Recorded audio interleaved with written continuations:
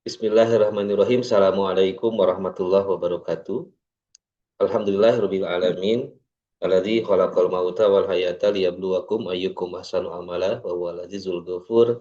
Asyhadu an la ilaha illallah wa asyhadu anna Muhammadar Rasulullah. Allahumma shalli ala sayyidina Muhammad wa ala ali sayyidina Muhammad. Alhamdulillah puji dan syukur senantiasa kita panjatkan kepada Allah Subhanahu wa taala atas segala limpahan nikmat dan karunia yang tidak pernah berhenti Allah berikan kepada kita semua, terutama nikmat paling besar dalam hidup kita, iman dan Islam. Alhamdulillah, juga tidak lupa nikmat lain yang begitu banyak yang tidak akan pernah mampu kita semua menghitungnya. Semoga Allah jadikan kita semua hamba-hambanya yang senantiasa dimudahkan bersyukur dan diberikan kekuatan untuk terus menjaga dan terus meningkatkan keimanan dan ketakwaan kita sampai hayat kita semua. Amin ya rabbal alamin. Salawat dan salam semoga senantiasa terlimpah tercurah pada junjungan kita yang mulia yang tercinta Nabi besar Muhammad Shallallahu Alaihi Wasallam. Juga tidak lupa pada para keluarga dan sahabatnya, para tabiin, tabiut tabiin dan sampai pada seluruh umatnya. Yang mudah-mudahan kita semua yang hadir pada malam hari ini di media online digolongkan Allah sebagai umat yang istiqomah. Amin ya rabbal alamin. Juga sampai pada seluruh umatnya hingga akhir zaman. Amin ya rabbal alamin. Alhamdulillah pada malam yang baik ini, insya Allah malam yang diberkahi Allah Subhanahu wa Ta'ala, kita kembali dimudahkan Allah untuk berkumpul kembali bersama di dalam sebuah majelis ilmu yang diselenggarakan secara online di Prakarsai Masjid Asyifa Fakultas Kedokteran Universitas Padjadjaran. Alhamdulillah, mengucapkan terima kasih juga pada guru kita semua, Bapak Ustadz Kiai Haji Atian Alidai yang telah kembali hadir pada malam hari ini setelah sebulan lalu. Begitu cepat waktu sebulan ternyata ya para hadirin, Masya Allah, kita bertemu dengan beliau dan kembali kita dipertemukan kembali Allah pada malam hari. Hatur nuhun Ustaz, syukran jazakallahu khairan katsiran, mugi Ustaz terus sehat lahir dan batin sareng keluarga. Amin ya rabbal alamin. Juga mengaturkeun nuhun juga mengucapkan terima kasih pada para jamaah sekalian yang istiqomah hadir, jamaah Masjid Asyifa Fakultas Kedokteran Unpad, Rumah Sakit Hasan Sadikin dan juga Fakultas Kedokteran, juga fakultas-fakultas yang lain dari Unpad yang senantiasa juga turut hadir. Alhamdulillah, juga pada siapapun kaum muslimin wal muslimat yang Allah takdirkan memiliki akses untuk bergabung bersama kami. Semoga amal ibadah kita, thalabul ilmi kita menjadi amal ibadah yang diridhoi Allah Subhanahu wa taala, menambah ilmu, juga menambah amal saleh, dan juga senantiasa meningkatkan keimanan dan ketakwaan kita kepada Allah. Amin ya rabbal alamin. Baik, kita buka kegiatan pada malam hari ini dengan sama-sama kita niatkan lillah. Semoga Allah mudahkan kita untuk menyimak, mendapatkan ilmu pada malam hari ini yang akan dipaparkan oleh guru kita. Dengan sama-sama kita membaca basmalah. Bismillahirrahmanirrahim. Terkait tema yang dibahas pada malam hari ini, alhamdulillah tema yang sangat penting sekali, merupakan lanjutan daripada hari-hari yang lalu, karena pertemuan ini mungkin pertemuan yang akan terus menguatkan iman kita, menguatkan motivasi kita untuk berupaya ikhlas dalam setiap amal ibadah kita, dan apa saja ternyata potensi-potensi yang ada dalam diri kita yang ternyata bisa merusak keikhlasan. Nah, sudah ada 2 pertemuan sebelumnya, kemarin membahas tentang ternyata ada hawa nafsu yang ada dalam diri kita, dan juga yang kedua kemarin di bulan lalu dibahas tentang ria yang berpotensi besar dalam diri kita ada, dan sepertinya bab ria ini belum selesai kalau tidak salah saya simak kemarin.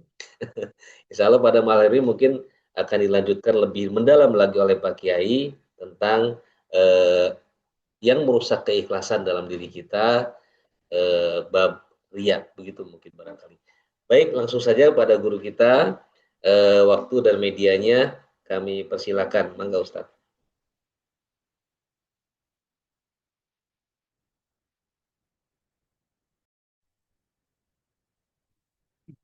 Bismillahirrahmanirrahim. Assalamualaikum warahmatullahi wabarakatuh. Waalaikumsalam warahmatullahi wabarakatuh. Waalaikumsalam warahmatullahi wabarakatuh. Bismillah, alhamdulillah, salatu wassalamu ala rasulillah wa ala alihi wa ashabihi wa mawala. Raditu billahi rabba wa bil islami dina wa bi muhammadin nabiyyan wa rasulullah. Bapak-bapak dan ibu-ibu yang insya Allah dimuliakan Allah Subhanahu wa Ta'ala.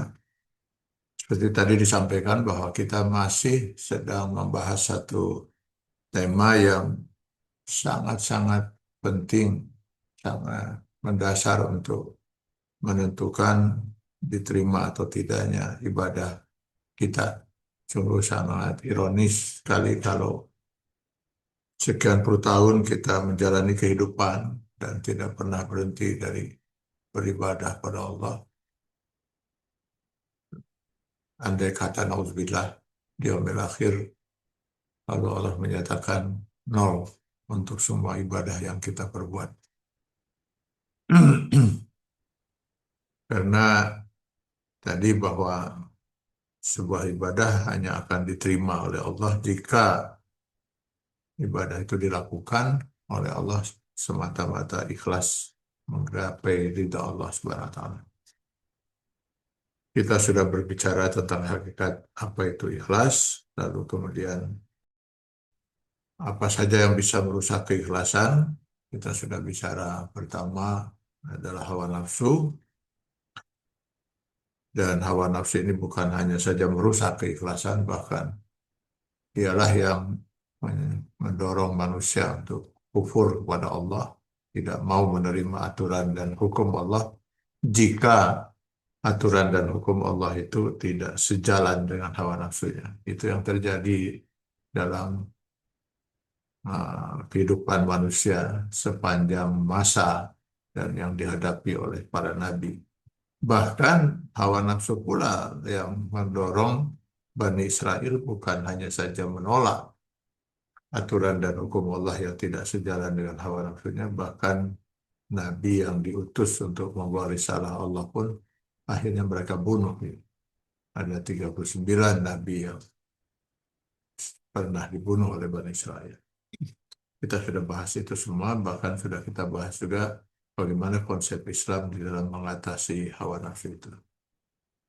Lalu kita mulai bicara poin kedua yang dapat merusak keikhlasan adalah ria, sum'ah, dan ujub. Masing-masing sudah kita jelaskan apa perbedaan ria, sum'ah, dan ujub. Kita masih akan lanjutkan bahasan tentang ria ini karena panjang pembahasan para ulama tentang masalah yang satu ini. Karena memang dia sangat menentukan tadi apakah seseorang itu bisa dinilai ikhlas atau tidak dalam beribadah oleh Allah SWT. Para ulama menyampaikan atau menyebut ada beberapa hal yang berpotensi untuk seorang itu ria. Ini berpotensi ya, jadi dalam pengertian tidak semua yang melakukan hal ini berarti yang bersangkutan itu ria. Tapi hal-hal ini berpotensi untuk ria. Yang pertama menurut para ulama adalah kasirul hazan wal khawf. Seseorang yang nampak begitu banyak rasa takut dan rasa sedih. Sering nampak kelihatan kalau sudah bicara tentang akhirat, maka dia kelihatan begitu luar biasa sangat takut, bahkan seringkali pula dia sedih dan mengalirkan air mata gitu. Nah, itu sangat mungkin juga berpotensi ria gitu ya. Walaupun mungkin ada juga yang memang benar-benar ketakutan itu muncul dari dalam pribadinya, dalam dirinya, dan air mata itu tidak diharapkan, tapi memang mengalir begitu saja karena rasa kekhawatirannya untuk tidak diridhoi oleh Allah SWT. Yang kedua, menurut para ulama yang berpotensi juga untuk bisa mendorong seseorang itu ria itu adalah menampakkan tanda-tanda pada dahinya. Ya. Kita lihat sering orang yang dahinya tuh sudah hitam gitu ya. Sekali lagi saya mengatakan ini sesuatu yang berpotensi kepada ria.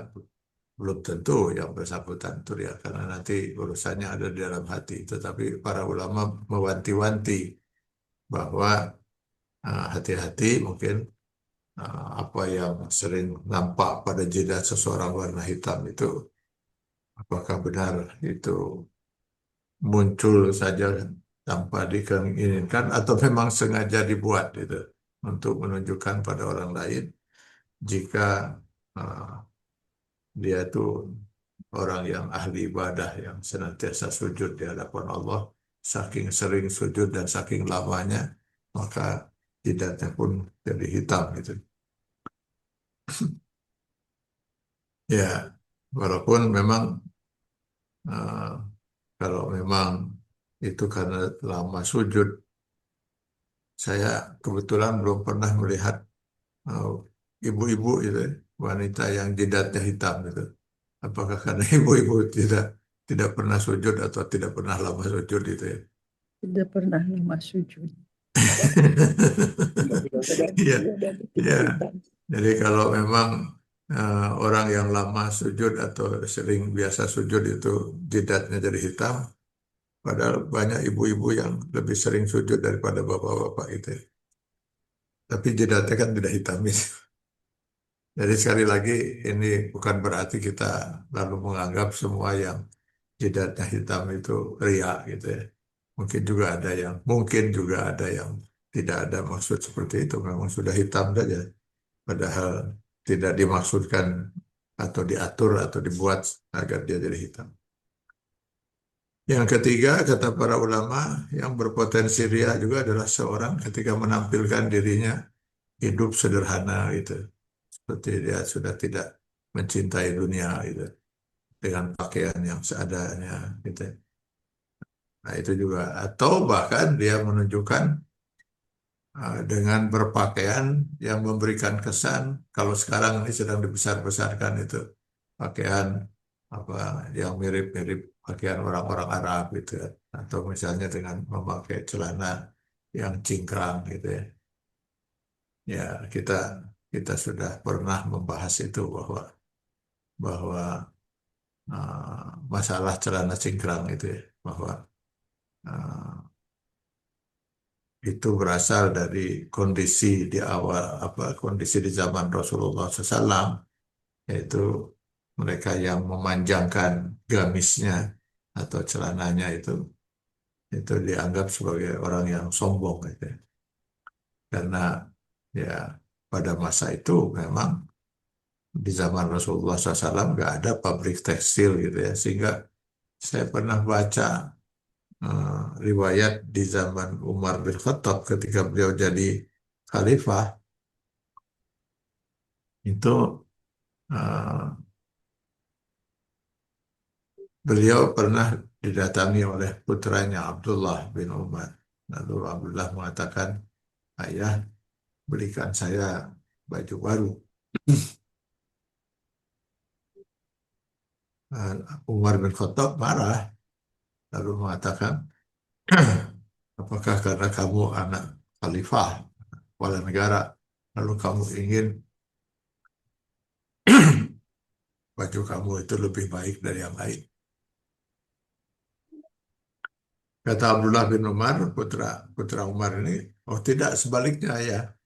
Justru saya khawatir kalau saya ini jadi bahan cemoohan orang lain. Kok anak khalifah bajunya nggak ganti-ganti gitu. Rupanya anaknya ini hanya punya dua baju, Pak. Satu dipakai, satu dicuci. Anak seorang kepala negara, anak khalifah. Umar kemudian baru tersadarkan gitu ya. Lalu dia mengatakan, baik nak, saya akan coba belikan kamu satu lagi baju ya. Biar jangan sampai hanya punya dua gitu. Tapi saya nggak punya uang, kata Umar bin Khattab. Ya Allah, seorang kepala negara sampai nggak punya uang untuk membelikan anaknya baju baru. Pergilah kamu menemui Khazin Baitul Mal, bendaharawan yang memegang kas negara. Katakan kepada bendaharawan itu bahwa ayahmu ingin mengambil gajinya yang bulan depan sekarang untuk memberikan kamu baju baru. Senang sekali Abdullah bin Umar karena dia akan punya baju baru. Maka dia pergi, ditemuinya Khazin Baitul Mal lalu disampaikan pesan ayahnya. Tapi terkejut sang anak ketika bendaharawan itu mengatakan, wahai anak, anakku katanya, tolong sampaikan pada ayahmu, bendaharawannya tidak akan pernah mengeluarkan uang itu. Kecuali kalau ayahmu itu bisa menjamin bahwa sampai bulan depan dia masih menjadi khalifah. Bagaimana kalau besok lusa dia sudah tidak menjadi khalifah? Padahal gajinya yang bulan depan sudah saya keluarkan. Kalau dia bisa menjamin bahwa dia masih jadi khalifah sampai bulan depan, bisakah dia menjamin sampai besok dia masih hidup? Bagaimana kalau besok lusa dia meninggal dunia? Sementara gajinya yang bulan depan sudah saya keluarkan. Katakan pada ayahmu, bendaharawannya tidak akan pernah mengeluarkan uang itu. Alhamdulillah bin Umar pulang dan ditanya oleh ayahnya, sudah kamu temui bendaharawan? Sudah, ayah. Sudah diberikan uangnya. Boro-boro ayah. Malah bendahara itu mengatakan seperti apa yang tadi disampaikan. Kita kenal Umar bin Khattab adalah orang yang tegas, keras gitu ya. Sebelum masuk Islam. Bahkan beliau masuk Islam di saat sedang mengangkat pedang untuk membunuh Rasulullah SAW. Dia lalu mengatakan, antarkan saya menemui bendaharawan itu. Jadi bukan bendaharawan yang dipanggil, Pak. Beliau yang datang menghampiri bendaharawan. Setelah ketemu, beliau mengucapkan salam lalu dipeluknya. Dipeluknya bendaharawan itu sambil mengatakan, terima kasih saudara. Saudara telah mengingatkan saya. Hampir saja saya membuat keputusan yang salah. Luar biasa. Jadi dari cerita ini semakin jelas bahwa betapa susahnya orang memiliki pakaian pada masa itu ya. Mereka paling mungkin bisa berharap membeli kalau lah ada kafilah dari Sam yang berjual, ya, menjual. Ya. Itu pun kalau ada uang. Itu pun kalau ada uang. Jadi maksud hadis Rasulullah di Sahih Bukhari bahwa mereka yang memanjangkan gamis atau pakaian celananya itu sampai melebihi lutut itu ahli neraka. Maksudnya itu karena kesombongan menurut hadis Sahih Muslim. Jika orang melakukan itu karena kesombongan. Artinya pada masa itu kalau ada orang memakai gamis dipanjangkan sampai menutup lutut, menutup mata kakinya, menunjukkan bahwa dia itu orang yang berada. Orang yang berada. Makanya dalam hadis Sahih Muslim yang dimaksudkan orang yang memanjangkan gamisnya sampai menutup mata kakinya itu ahli neraka itu kalau hanya khusus untuk mereka yang sombong. Artinya itu kesombongannya yang membuat dia bisa masuk neraka, bukan karena memakai gamis apanya. Jadi kalau sekarang misalnya ada orang memakai celana cingkrang gitu, ya itu hanya ke belakang. Tapi kalau kemudian dia menganggap itulah bahwa dia adalah orang yang nyunah gitu ya, saya kira nggak tepat itu. Malah saya khawatir jangan-jangan malah itu menjadi sebuah kesombongan seolah-olah hanya dirinya lah yang nyunah dengan memakai celana cingkrang tanpa tahu penyebab awalnya seperti apa ya. Itu yang keempat ya. Yang ketiga, yang keempat ya dengan seseorang sering menyampaikan kata-kata yang penuh dengan hikmah atau mengungkapkan hujah dalam satu perdebatan itu dengan maksud ingin dipuji orang kalau dia itu seorang yang alim, seorang yang ilmuwan, seorang yang apa, cendekia dan sebagainya. Atau yang kelima, kata para ulama yang berpotensi juga untuk bisa menimbulkan ria itu ketika seorang mengeraskan dalam berzikir. Jadi saya sering mengingatkan ya ketika ada orang sholat di masjid, selesai sholat itu lalu berzikir dengan suara agak keras itu. Padahal itu bisa mengganggu mereka yang sedang sholat sunnah atau mungkin ada yang orang masbuk gitu. Lalu apa perlunya pula dikeraskan itu? Ya, dikeraskan itu. Apa maksudnya dikeraskan itu? Bahkan zikir itu bisa dilakukan di dalam hati. Apakah dikeraskan itu supaya orang mendengar apa isi zikir dia, bahwa dia itu ahli zikir dan sebagainya. Termasuk juga menurut para ulama orang yang mengeraskan atau membacakan ayat Al-Quran dengan suara yang indah itu ya. Para qori'ah, dia baca suara yang indah. Sekali lagi bukan berarti ya, bukan, saya tidak bermaksud mengklaim kalau semua orang yang melakukan ini pasti ria, itu tidak, Pak. Ini hanya menurut para ulama itu potensi-potensi yang bisa mendorong orang untuk ria. Tidak semua yang melakukan itu pasti ria. Atau mereka yang melakukan sholat, ya, sholat itu dengan memanjangkan rukuknya, memanjangkan sujudnya, pokoknya kelihatan orang itu yang apa dalam sholatnya itu kelihatan luar biasa baik gitu ya. Padahal ya kalau di rumah dia lagi sholat sendiri itu cepet sekali tot. Tapi kalau di masjid karena banyak orang menyaksikan lalu dia rukunya lama, sujudnya lama, bacaannya pun lama gitu. Ya itu berpotensi kemungkinan untuk riya. Gitu. Begitu juga orang yang melakukan saum sunnah dan lain sebagainya. Ini hal-hal yang sangat mungkin berpotensi pada riya. Jadi kita perlu menghindari dan bertanya selalu pada diri kita, kenapa kita melakukan itu?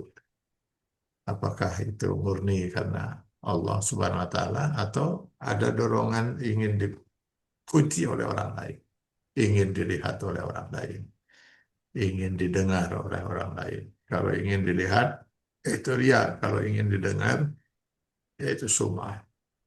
Kalau dia merasa bangga dengan dirinya, itu ujub. Gitu. Semua ini akan merusak keikhlasan seseorang.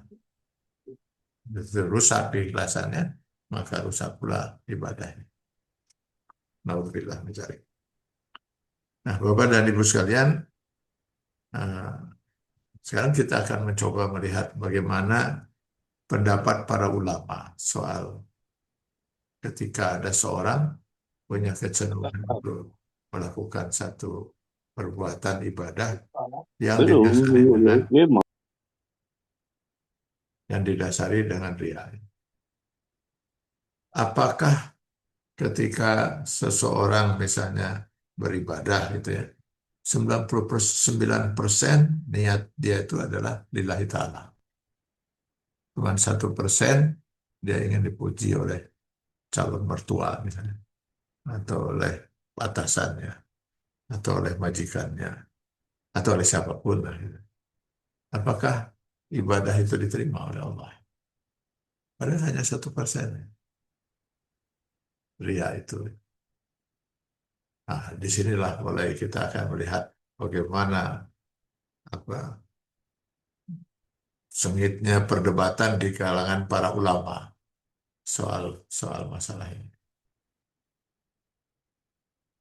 Para ulama katakanlah di kubu yang pertama, di antaranya adalah Imam As-San'ani. Imam As-San'ani, beliau ini seorang ahli hadis, ahli fikih dari San'a. Makanya dikenal dengan As-San'ani karena berasal dari San'a, Yaman. Nama lengkapnya adalah Abdul Razak As-San'ani. Abdul Razak As-San'ani. Tapi lebih dikenal dengan As-San'ani karena dia berasal dari kota San'an. San'an di San'a, bukan San'a. San'a di Yaman. Ulama satu ini juga didukung oleh Imam Al-Ghazali dan ulama-ulama lainnya di kubu yang pertama ini berkeyakinan bahwa riya, kalau memang sepenuhnya seseorang itu melakukan suatu amal ibadah, sepenuhnya didasari dengan riya, sepakat semua ulama. Ibadah itu sama sekali tidak ada nilainya. Bahkan terancam yang bersangkutan itu masuk neraka jahanam. Seperti riyanya seorang orang munafik ketika dia melakukan amal ibadah. Yang dijelaskan di dalam Quran di surah An-Nisa ayat 142, wa iza qamu ila sholat qamu kusala yura'unan nas. Kalaupun mereka melaksanakan sholat, mereka laksanakan itu dengan malas-malas. bukan melaros. Kenapa? Ya mereka terpaksa melakukan itu karena mereka harus menampakkan kalau mereka itu mukmin, padahal mereka kafir. Nah inilah susahnya kita menghadapi orang-orang munafik itu ya. Yang penampilannya sehari-harinya mereka adalah nampak sebagai seorang muslim ya. Makanya Rasulullah SAW pernah terkejut menjelang perang Uhud ketika beliau menyiapkan pasukan yang cuma 1.000 orang itu. Dan ketika mulai disiapkan dan mereka akan mulai berangkat ke ke Gunung Uhud untuk persiapan mereka untuk bisa bertahan defensif ya di kaki Gunung Uhud. Ternyata 300 itu mengasingkan diri dari pasukan. Ternyata 300 itu orang-orang munafik yang sehari-hari sholat bersama Rasulullah. Bahkan mungkin mereka berada di saf pertama ya. Nah, jadi orang-orang munafik ini mereka ya kalau umat Islam sholat ya mereka harus sholat supaya mereka diyakini bahwa mereka itu muslim gitu. Tapi hati mereka tetap kufur. Ya kalaupun mereka melakukan sholat ya mereka lakukan dengan malas gitu. Nah ketika diajak berperang, mereka baru menunjukkan sikap kemunafikannya itu bahwa mereka itu bukan seorang mukmin. Mereka mundur karena untuk apa mereka berperang? Kalau mati konyol bagi mereka. Karena mereka bukan berjuang karena Allah, mereka kufur pada Allah SWT. Sementara orang mukmin mereka siap berjuang karena Allah. Kalaupun mati mereka mati syahid gitu. Ya itu ya. Jadi semua ulama sepakat kalau memang seseorang itu beribadah sepenuhnya didasari dengan riya, maka nggak ada gunanya ibadah itu. Maka nggak ada nilainya sama sekali di mata Allah Subhanahu Wa Taala. Nah, kemudian yang lainnya adalah menurut Imam As-Sanani dan Imam Al-Ghazali, diantaranya adalah kalau tadi yang 100% riya itu, bagaimana kalau sekarang uh, orang melakukan satu ibadah, ada unsur lillahi ta'alanya, ada juga unsur riyanya. Katakanlah, atau misalnya unsur lillahi ta'alanya lebih besar daripada riyanya. Misalnya lillahi ta'alanya 70%, riyanya 30%. Nah, menurut para ulama di kubu ini, ibadah ini diterima oleh Allah SWT.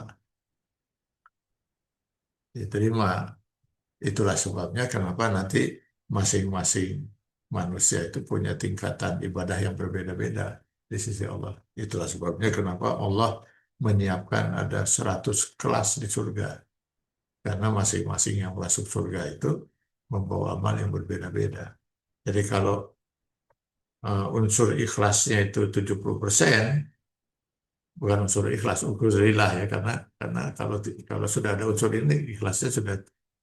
Kalau unsur lillahnya 70%, unsur sementara riyanya 30%, tentu amalnya tidak sebesar mereka yang 80-20 atau 90-10. Tapi lebih besar dari yang 60-40 gitu ya. Nah, yang kedua, yang mungkin juga jika unsur riyanya yang lebih dominan, malah yang 70% itu riyanya. Nah, sementara lillahi ta'alanya cuma 30%. Nah, kalau ini sepakat mereka, oh ini ibadah ini tidak akan diterima oleh Allah SWT. Termasuk juga bahkan kalau 50-50 gitu. 50% katakanlah dia lillahi ta'ala, 50% lagi dia. Nah, menurut para ulama di kubu ini ibadahnya ditolak oleh Allah SWT. Jadi pendapat para ulama di kubu pertama ini terasa sangat logis dan mungkin menyenangkan bagi kita, Pak ya. Karena ya mungkin ya kita berharap mudah-mudahan pendapat pertama ini, golongan pertama ini juga benar gitu ya. Karena ini mungkin jauh lebih ringan untuk kita gitu. Imam Al-Ghazali diantaranya di kubu yang pertama ini mendasari pandangannya dengan Al-Quran Surat Az-Zalzalah ayat 7 dan 8. Insya Allah kita hafal semuanya. Faman ya'mal misqala dzarratin khairan yarah. Waman ya'mal misqala dzarratin syarran yarah. Barang siapa yang melakukan amal kebajikan, walaupun hanya sebesar zarah, maka dia akan melihat hasilnya nanti. Sementara sebaliknya orang yang melakukan perbuatan dosa, walaupun sebesar zarah, juga akan merasakan akibatnya. Jadi tidak ada amal yang sia-sia sepanjang itu tadi. Lalu yang kedua, beliau mendasari juga pendapatnya dengan Quran surat An-Nisa ayat 40. Inna Allah la yazlimu misqala zaratin wa in taku hasanatan yudha'ifha. Artinya Allah tidak akan pernah menzolimi amal seseorang itu. Walaupun hanya sebesar zarah itu.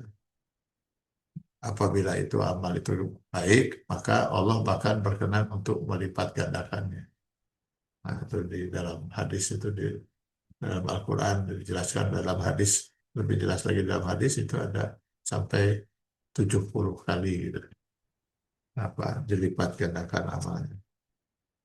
70 kali kalau di Indonesia, kalau nanti sholatnya di Masjidil Haram berarti 70 kali kali 100.000 gitu.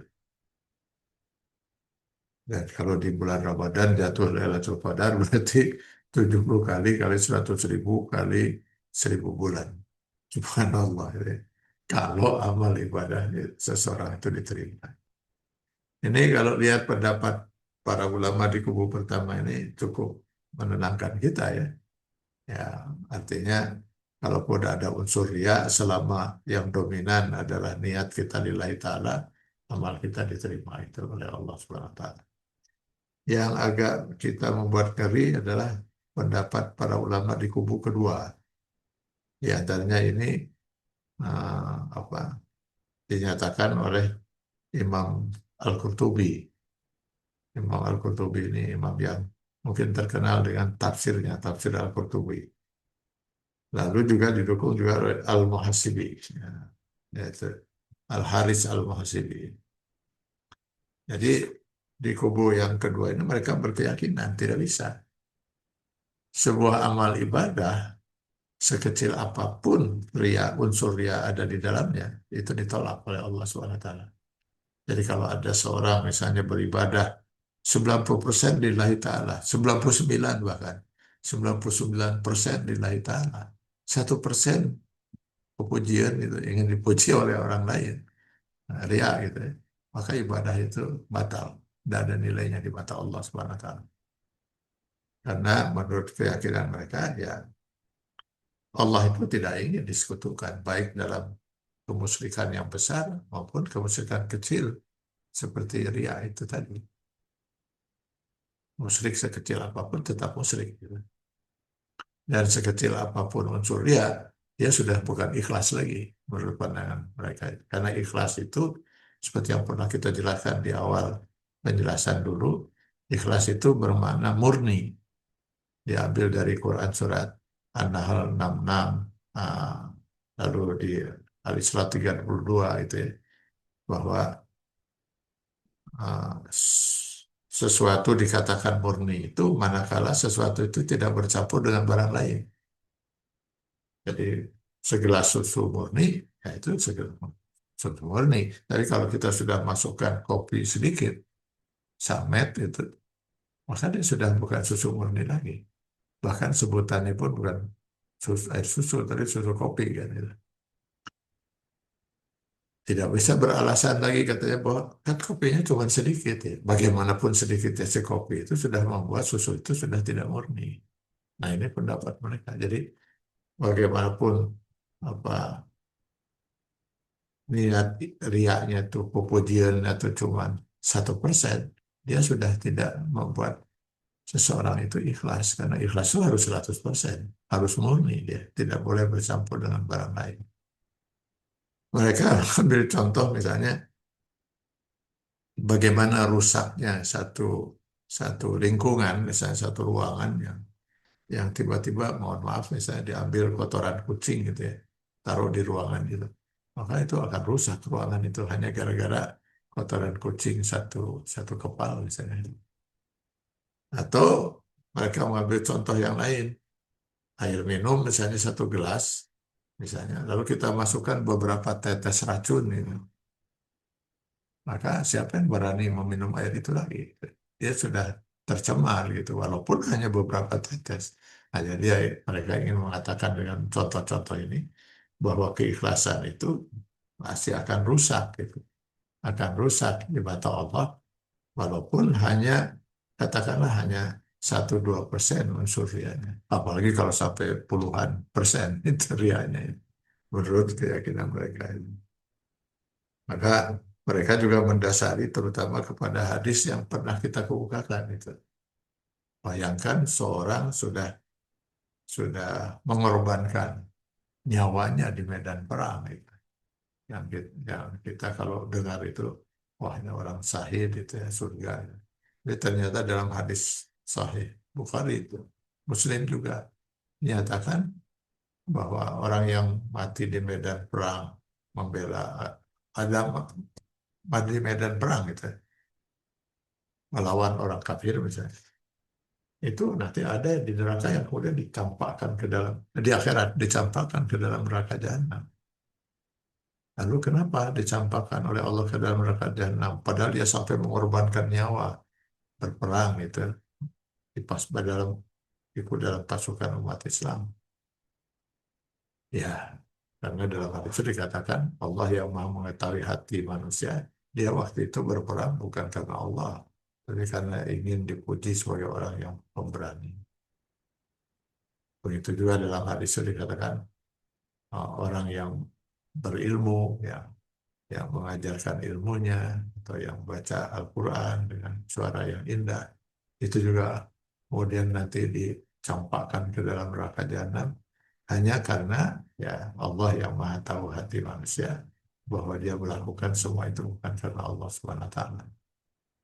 Begitu juga orang yang banyak menginfakkan hartanya itu menolong orang miskin, membantu anak-anak yatim, ikut membangun masjid dan sebagainya. Itu juga ada yang dicampakkan ke dalam neraka jahanam karena kata Allah, mereka melakukan itu semua bukan karena Allah SWT, tapi karena ingin dipuji sebagai orang yang dermawan dan sebagainya. Jadi ini yang dipergunakan oleh para ulama di kubu kedua ini untuk menyatakan ya memang dengan ria itu maka segala amal perbuatan menjadi sia-sia di hadapan Allah SWT. Karena ria itu diistilahkan oleh Rasulullah dengan musyrik kecil. Jadi musyrik itu ada musyrik besar, ada musyrik kecil itu. Kalau Imam Qurtubi sendiri membagi kemusyrikan itu ke dalam 3 golongan, Pak. Yang pertama tadi musyrik besar itu, asyirkul azam, musyrik besar itu. Yaitu musyriknya seseorang karena dia punya keyakinan ada Tuhan lain selain Allah. Jadi dia menyembah Allah, tapi juga menyembah sesuatu atau seseorang atau apa saja selain Allah Subhanahu wa taala. Nah, itu sudah jelas musyrik besar kalau itu sudah keluar dari Islam. Yang kalau seseorang itu mati dalam keadaan seperti itu, maka tidak ada sama sekali peluang baginya untuk masuk surga 1 detik pun. Dia akan kekal di neraka jahanam. Karena Allah tidak akan pernah mengampuni orang yang mati dalam kemusyrikan. Itu jelas sekali dinyatakan oleh Allah di Quran surat An-Nisa ayat 8 ya. Inna Allah la yaghfiru an yushraka bihi wa yaghfiru ma duna dzalika liman yasha. Allah tidak akan pernah mengampuni orang yang menyekutukan Allah, dan Allah siap mengampuni yang selain itu, artinya orang-orang yang berdosa, muslim yang berdosa. Nah, ini memang fatal sekali kalau itu. Ya bukan hanya ibadah, memang tidak ada artinya hidup dia di mata Allah Subhanahu wa taala. Karena kemusyrikan itu adalah bagian dari kekufuran ya. Itu nggak ada nilainya di mata Allah. Masa Allah menilai memberi nilai pada orang yang kafir, kan tidak ada. Jadi kekafiran itu 0. Maka 1 kali 0 hasilnya 0, 10 kali 0 hasilnya 0, bahkan 1 triliun kali 0 tetap saja hasilnya 0. Maka ibadah itu akan menjadi 0 semua ketika seseorang sudah musyrik. di mata Allah, sudah kufur di mata Allah Subhanahu wa taala. Ini yang membuat saya kadang-kadang, bukan kadang-kadang, seringkali ya saya mengelus dada gitu ya ketika melihat di kehidupan kita di negeri kita yang mayoritas Muslim ini. Alangkah luar biasa masih banyaknya orang yang melakukan praktek-praktek kemusyrikan. Jelas itu kemusyrikan nyata itu ya, bukan semut hitam yang berada di atas batu hitam dalam ruangan gelap di malam hari, kata Rasulullah itu. Ketika mengingatkan hati-hati dengan kemusyrikan, bisa-bisa seseorang sudah jatuh musyrik di mata Allah. Nah, sementara dia tidak menyadarinya. Kok bisa? Ya, kata Rasulullah, seperti tidak sadarnya seorang kalau di hadapannya itu ada seekor semut hitam. Kenapa dia tidak menyadari? Ya, karena semut hitam itu, kata Rasulullah, berada di atas batu hitam dalam ruangan gelap di malam hari. Bagaimana mungkin akan kelihatan? Yang semut hitam, matian hitam sebesar ini juga akan kelihatan. Gitu. Nah, yang kita saksikan di masyarakat, saya yakin itu bukan semut hitam lagi, itu gajah. Gajah di ruangan yang terang benderang. Sudah jelas itu untuk masyarakat. Ini sangat-sangat luar biasa mengerikan ya, kalau menurut saya itu. Sementara kita terus mendakwahi mereka untuk selalu sholat, sahur. Untuk apa mereka sholat? Untuk apa mereka sahur? Karena semua akan dikali nol. Nah itu ya. Itu kemusyrikan azam itu yang kemusyrikan yang besar itu sudah menggugurkan keimanan. Yang kedua, di tingkat yang kedua itu adalah kemusyrikan ketika seorang meyakini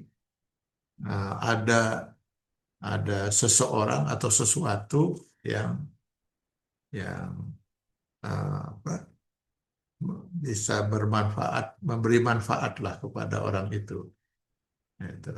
Atau bisa menghindarkan orang itu dari mudarat. Jadi musyrik dalam perbuatan itu, yang itu sebenarnya hanya milik Allah Subhanahu Wa Taala.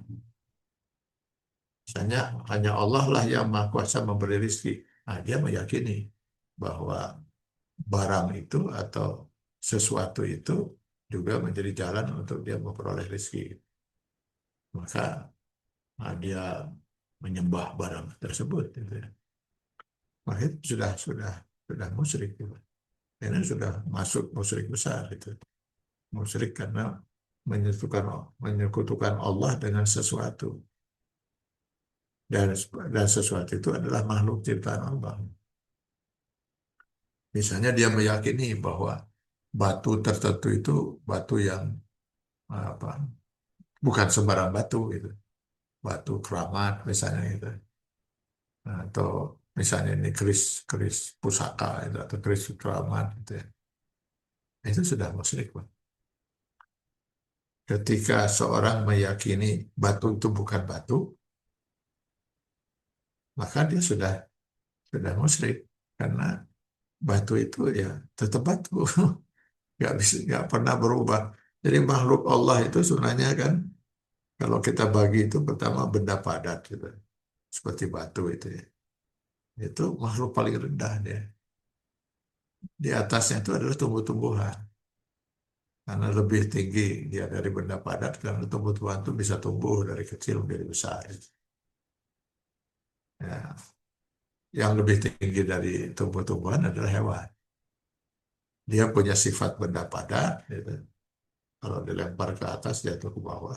Dia juga punya sifat tumbuh-tumbuhan, tumbuh dari kecil menjadi besar. Gajah itu tadinya kecil, tapi kemudian jadi besar. Gitu. Nah, kelebihannya si hewan ini, dia bisa berpindah dari satu tempat ke tempat yang lain. Dan itu tidak ada bisa batu melakukan itu. Batu kita simpan di atas meja, ya tetap saja di atas meja. Dia akan pindah kalau dipindahkan oleh orang lain atau oleh tangan kita. Tumbuh-tumbuhan itu kalau kita tanam di satu tempat, ya tentu saja dia tumbuh ditanam itu di tempat itu, atau kemudian mati di tempat itu. Dia tidak bisa pindah sendiri. Gitu. Dia akan pindah kalau dipindah. Sementara hewan itu, nah, dia bisa berpindah-pindah. Kucing tadi ada di ruangan tengah, sekarang ada di depan. Sekarang nggak lama lagi mungkin dia ada di rumah tetangga gitu, atau di ujung jalan gitu. Dia bisa tidur dan bisa berkembang biak dengan cepat. Nah, ini semua makhluk ciptaan Allah itu ya. Nah, di atas semua makhluk ciptaan Allah adalah kita manusia. Semua makhluk ini diciptakan oleh Allah untuk melayani kita, melayani kita. Matahari terbit lalu tenggelam, itu bulan pun demikian itu menerangi kita. Terus binatang-binatang itu disiapkan oleh Allah. Ada beberapa binatang yang ada air susunya seperti sapi, unta, semua untuk dilayani kita. Silakan kata Allah. Sembelih binatang itu makan dagingnya, gitu. Ayam atau binatang yang lain seperti sapi, kerbau, kambing, domba. Silakan makan itu. Memang mereka diciptakan untuk melayani kita, gitu. Termasuk tadi tumbuh-tumbuhan. Kita makan sayur mayur itu semua itu adalah ciptaan Allah. Jadi makhluk ciptaan Allah yang diciptakan untuk melayani kita, melayani kebutuhan hidup kita. Maka luar biasa aneh dan nggak masuk akal kalau kemudian ada manusia yang kemudian membesar-besarkan makhluk ini gitu, lalu menyembahnya gitu. Lah batu itu tetap batu gitu. Kalaupun ada satu batu yang ada di pojok Ka'bah itu ya, kita disunahkan menciumnya. Apa keistimewaan batu itu? Tidak ada. Tidak ada. Dia sama aja dengan batu yang lain. Batu-batu yang lain yang ada di bumi ini. Kalaupun nanti ada riwayat mengatakan bahwa Hajar Aswad itu batu yang uh, diturunkan oleh Allah dari surga, katakanlah misalnya riwayat itu benar gitu ya. Lalu kenapa kalau turun dari surga? Apa bukan batu? Ya batu, tetap batu. Cuma bedanya itu batu dari surga. Kalau batu yang ada di sekitar kita mungkin dari Ciliwung atau dari mana. Itu batu, tetap batu. Lalu kenapa dicium? Ya karena diperintahkan oleh Allah. Kalau bukan karena perintah Allah, ya kita nggak akan pernah mau mencium Hajar Aswad. Ngapain kita mencium Hajar Aswad? Jadi yang mulia itu bukan si batu Hajar Aswadnya. Yang mulia itu adalah perintah Allahnya. Di sini kesalahan iblis itu.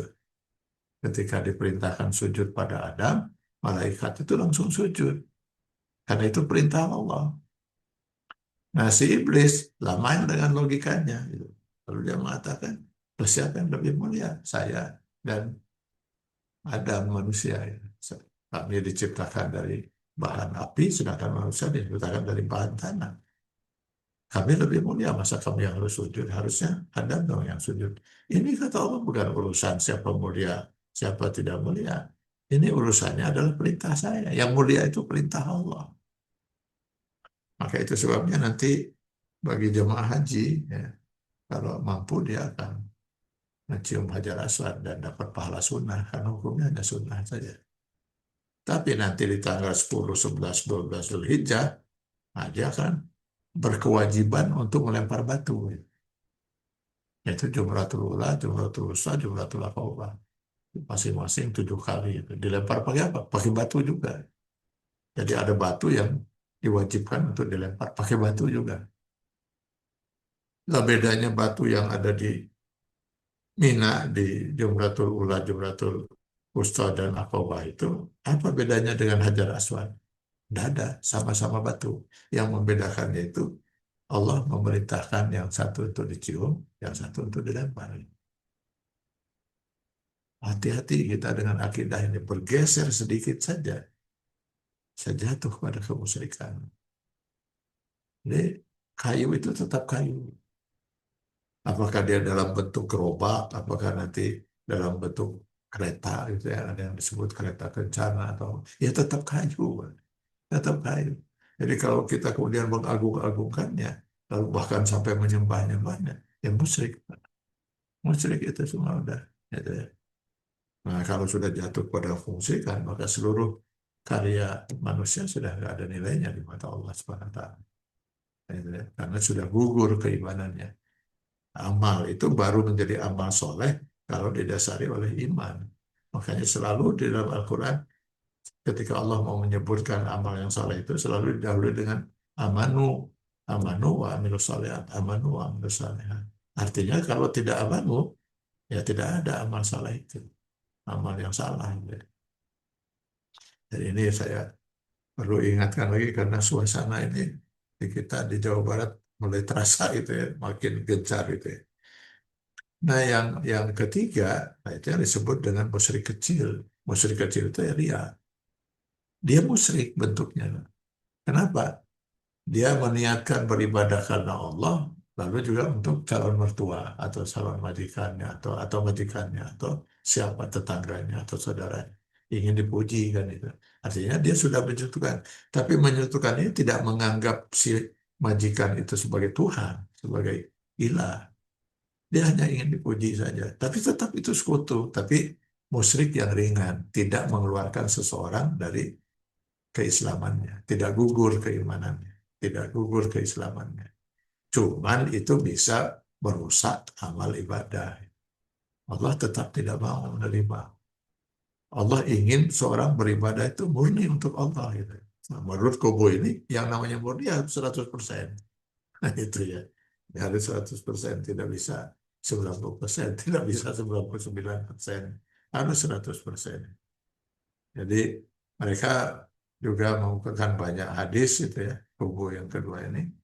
Di antaranya hadis Rasulullah yang mengatakan akhwafu ma akhafu alaikum asyirkul asghar. Sesuatu yang paling saya takutkan dari terjadi pada diri kalian, maksudnya pada umat Islam ya, itu adalah syirik kecil. Kalau syirik kecil itu ya tadi yang saya katakan tidak menyebabkan seorang keluar dari keimanan dan keislamannya, tetapi dia merusak.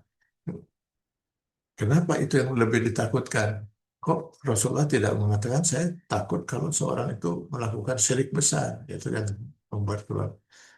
Ya tentu syirik besar lebih ditakutkan, tapi ya, mungkin tidak banyak itu umat Islam yang dalam kegiatan sehari-harinya itu sudah melakukan syirik besar.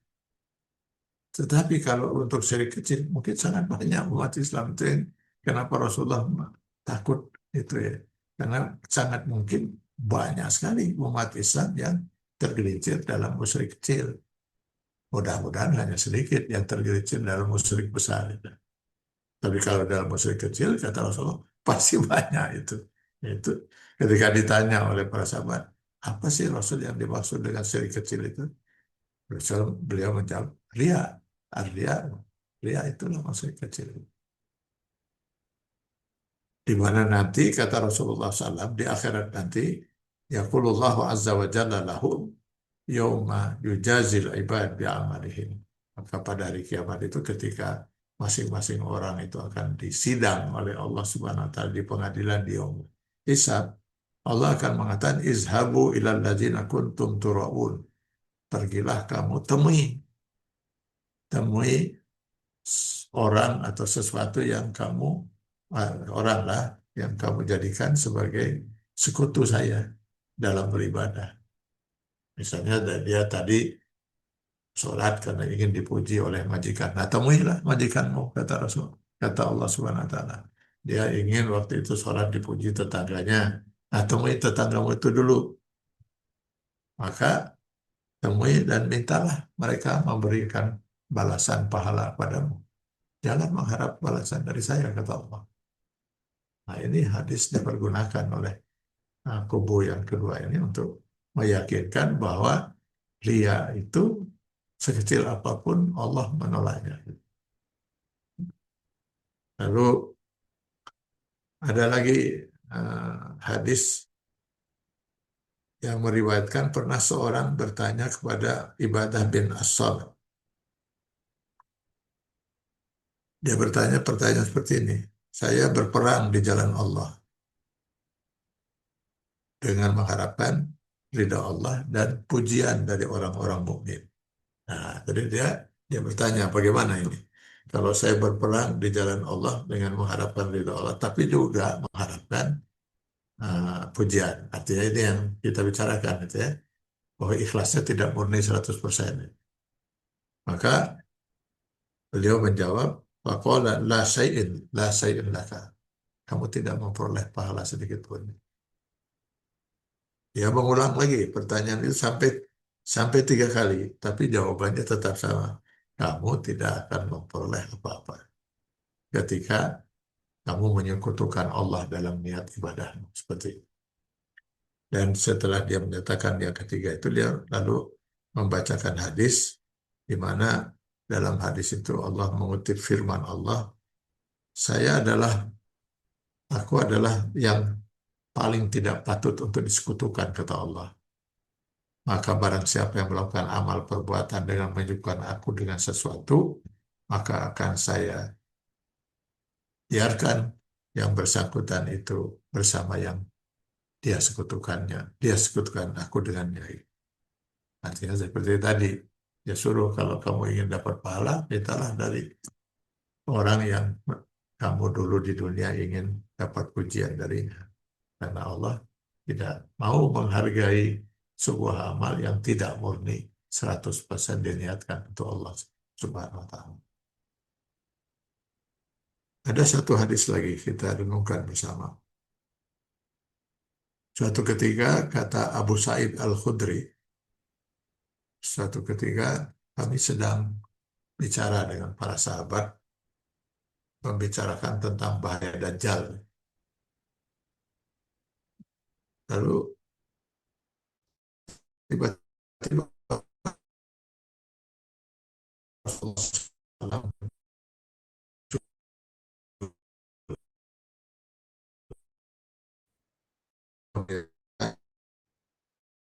mau saya sesuatu yang lebih akan menimpa kalian daripada bahaya Dajjal.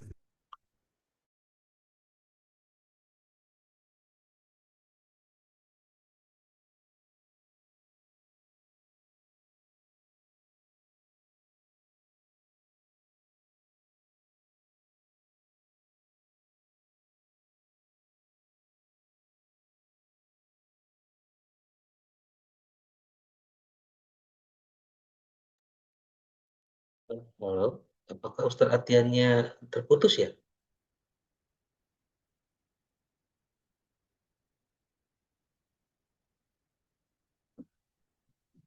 Sepertinya Pak Ustadz terputus keluar ya gangguan sinyal. Ya, Oh iya silakan ya, Ustaz. maaf ini mungkin ada gangguan ya. Ya, Silakan Ustaz. ini ya, biasa urusan internet. Ya. Jadi eh, Dajjal itu suatu manusia yang bengis, yang biasa luar biasa kejamnya itu ya. Maka mereka kaget, apa Rasulullah yang lebih Ustadz sepertinya ke mute mikrofonnya Ustadz. enggak, enggak sudah terbuka ini. Eh, Hmm, Nah sekarang saya sudah buka terbuka lagi. Ustadz. Ya, Nah, ya. mohon izin Ustadz, apakah Jadi boleh itu dari awal lagi yang hadisnya? ya hadisnya itu jadi eh, suatu ketika para sahabat sedang berkumpul, lalu mereka sedang membicarakan tentang bahaya Dajjal itu. Yang dalam hadis-hadis digambarkan Rasulullah ini sosok yang sangat mengerikan itu, yang bisa siap membunuh manusia dan sebagainya dan seterusnya itulah. Mereka sedang membicarakan itu, tiba-tiba Rasulullah SAW datang, lalu Rasul mengatakan, maukah Kak, saya sampaikan pada kalian sesuatu yang jauh lebih berbahaya dari Dajjal yang sedang kalian bicarakan itu. Nah, kata para sahabat, apa Rasulullah sesuatu yang lebih berbahaya dari Dajjal itu? Maka Rasulullah menjawab, asyirkul khafi, yaitu syirik yang ringan, syirik kecil itu, yaitu riya. Itu jauh lebih berbahaya untuk kalian daripada bahaya Dajjal itu. Yaitu ketika seseorang ayyaku marrajul fayusalli, ketika seseorang itu melaksanakan sholat misalnya, fayazidu fi sholatihi, lalu dia menambah dalam sholat itu, diperpanjang rukunya, diperpanjang ini untuk karena dilihat oleh orang lain gitu.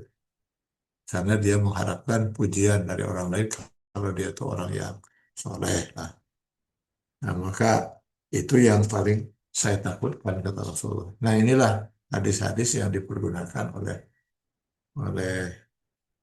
kubu yang kedua untuk meyakinkan dalam hadis ini tidak dikatakan persentase berapa persen dan lain sebagainya. Pokoknya selama ada itu unsur rianya maka hancurlah amal itu di mata Allah Subhanahu wa taala. Jadi Bapak dan Ibu sekalian, ada dua pandangan, dua kubu lah para ulama itu ya dalam memandang eh, hukum ria itu. Apakah kalau ria itu ada dalam niat seseorang dalam beribadah itu, hancurkah? Hancurlah ibadah itu walaupun hanya sekecil apapun unsur rianya, ataukah tidak gitu ya. Nah, satu kubu mengatakan selama unsur lillahi ta'alanya yang lebih dominan, nah itu tetap ibadah itu diterima oleh Allah Subhanahu wa taala. Ya mudah-mudahan pendapat pertama ini yang benar ya. Karena ini lumayan rada ringan untuk kita gitu ya. Tapi kalau kita lihat dalilnya, ini kubu yang kedua itu rasa-rasanya lebih kuat gitu. Kenapa? Ya, itu tadi karena berangkat dari kata ikhlas itu adalah sesuatu yang murni. Nah, itu yang murni. Kalau dia sudah bercampur dengan barang lain, dia bukan murni lagi gitu. Jadi kalau lillahi ta'ala sudah bercampur dengan unsur pepujian, sekecil apapun pepujian itu, dia sudah tidak murni, tidak ikhlas lagi. Menurut pendapat yang kedua itu.